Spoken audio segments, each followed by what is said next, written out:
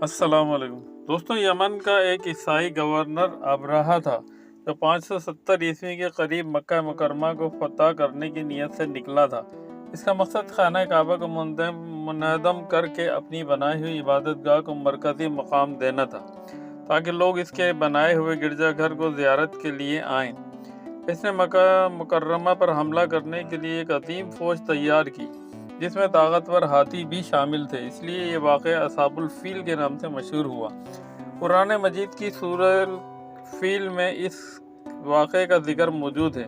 جب ابرہہ مکہ کے قریب پہنچا تو اللہ تعالیٰ نے چھوٹے پرندوں کا ایک جھنڈ ابابیل بھیجا جنہوں نے چھوٹے کنکریاں ان پر برسائیں۔ یہ کنکریاں اتنی مہلک تھیں کہ اس کی فوج تباہ ہو گئی اور وہ خود بھی شکست سے دوچار ہو کر ہلاک ہو گیا۔ یہ واقعہ اللہ تعالیٰ کی قدرت اور خانہ کعبہ کی حفاظت کا ایک زبردست مظاہرہ تھا۔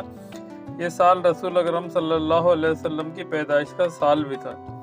دوستوں، پوسٹ پسند آئی تو لائک، شیئر اور سبسکرائب ضرور کیجیے گا۔ جزاک اللہ۔